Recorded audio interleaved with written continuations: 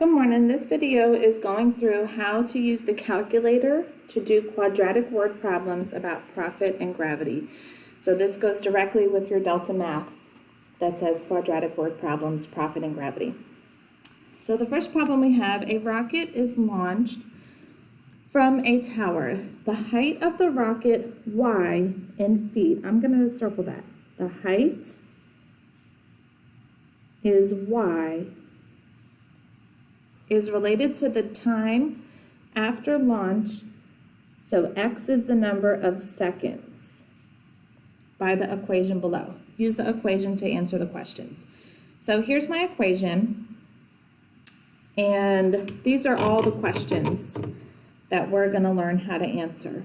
These are all the buttons that I'm going to be pushing in the calculator, but there is also a screenshot set of notes for you. So you can look at this side by side with the screenshot on the calculator to make sure you're doing it the right way.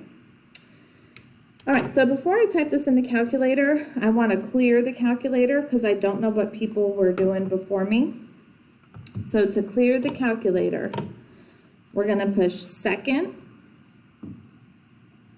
and then the plus sign, and then 7, 1, 2. And again, these are all written down on the other sheet that you got today. That was second plus 7, 1, 2. All right, so to get an equation into the calculator to graph it, we need to push y equals. So there's two buttons that look the same on here. This one is negative and this one is minus. So I want you to read the equation out loud or read it in your brain. And if you are reading it and you say the word negative, you need to push that button. If you're reading it and you say minus, you need to push that one. So my equation is negative 16x squared plus 48x plus 64. So I'm going to have to push that one to make it negative 16. All right, so negative 16, the button next to the alpha, see how it has the letter x on it? That's what you push to make x. And then to get it to say x squared, I'm going to push this button here. So I'll do that one more time. It was negative 16. I'm going to push that button for x, and I'm going to push that button to square it, plus 48x plus 64. Now, because that's a negative sign, I already know that it's supposed to look like that. It's supposed to look like a sad face. So let's hit graph and see what it looks like. All right, that does not look like a sad face. That looks like two lines. So that means I can't see enough of the graph. So one useful way to figure out how to get the graph to look like the whole entire shape is to see the table. And it's helpful if I can see the graph and the table side by side. So down here are the instructions that we're going to follow. We're going to push the button that says mode, which is right here next to second. And I'm going to scroll until I get about halfway down and go over to where it says graph/table and hit enter. Now when I hit graph, my table is going to show up. And I can tell from my table, here's negative 1, count the little tick marks, there's 4. So it looks like all the good stuff is happening between 0 and 4. I'm going to zoom in a little bit so you can see, but again, there are screenshots of this. So it looks like all the good stuff is happening between 0 and 4 because that would represent negative like 96 feet into the ground. And so by then the rocket is already done. So I don't really need to see any of this. And I can tell my table goes up to 96, but I can't see that high right now because it's only going up to 10. So I'm going to write down, I'm just going to write down over here so I don't have to keep, in case I need to get rid of this. 0, 1, 2, 3, 4.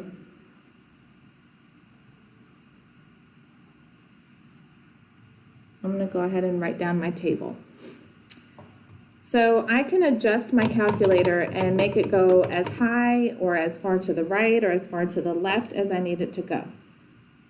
So now that I have an idea of what I want, I'm going to hit the button that says window.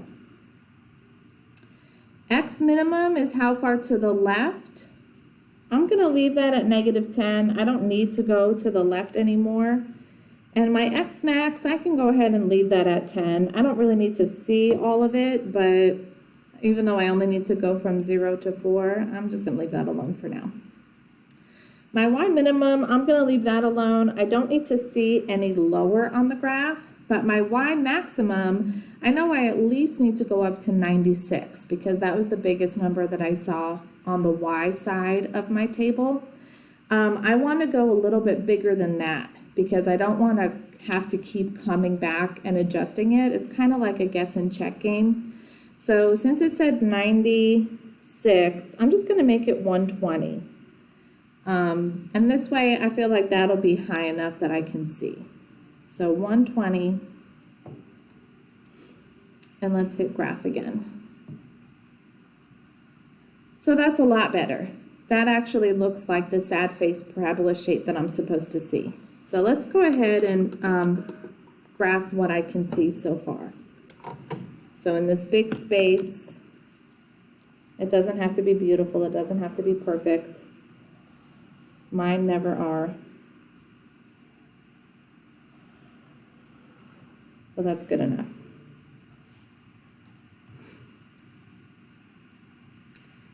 All right, so let's start looking at our questions. What does the X stand for? We already labeled that, so let's put it on our graph. The X stands for the number of seconds. So X is time. Time, which was the number of seconds.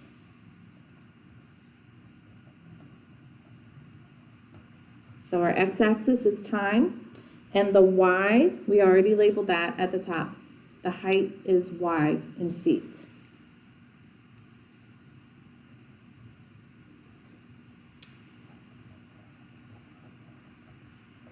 So the height in feet is the y. Find the initial height of the rocket. That can be found in two places. Number one, I can find the initial on my table whenever x has a 0 in the y column. This is your initial amount or the starting amount. It's also in the equation, that plus or minus number that's at the end.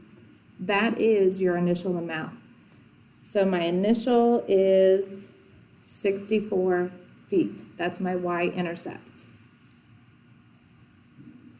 Initial is the y-intercept.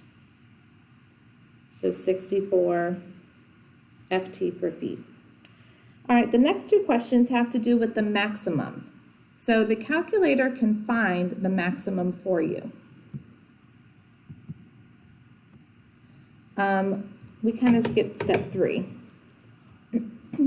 So let's go ahead and push y equals. And let's make, go to y2. See how I just arrowed down to get to y2 and just type in a 0 there.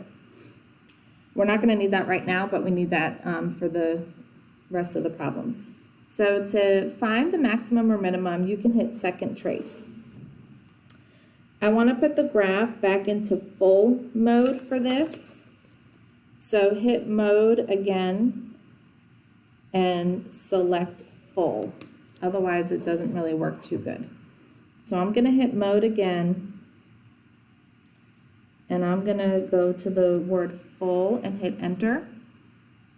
And now I'm going to go back to my graph. And now the table is gone. Now it's just the graph.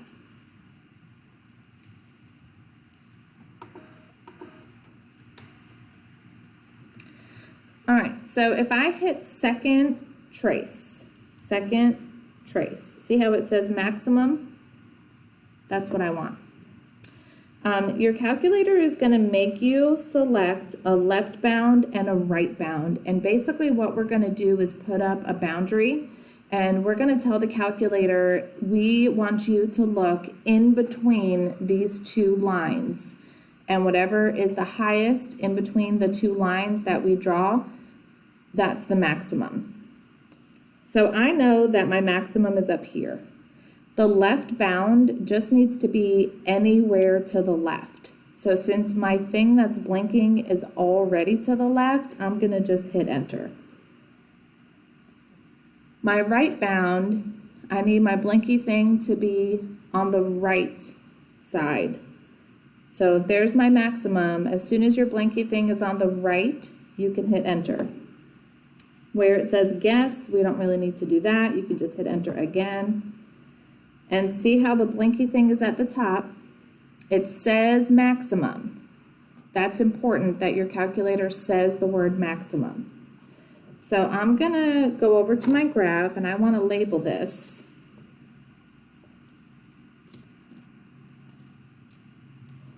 So here's my maximum.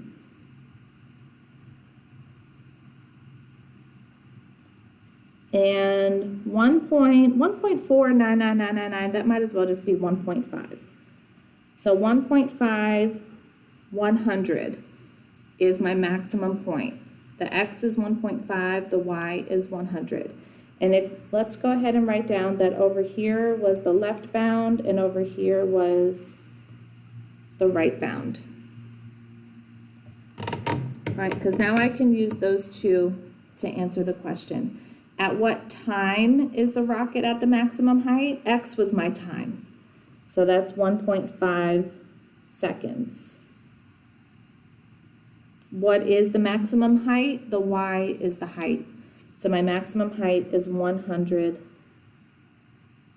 feet.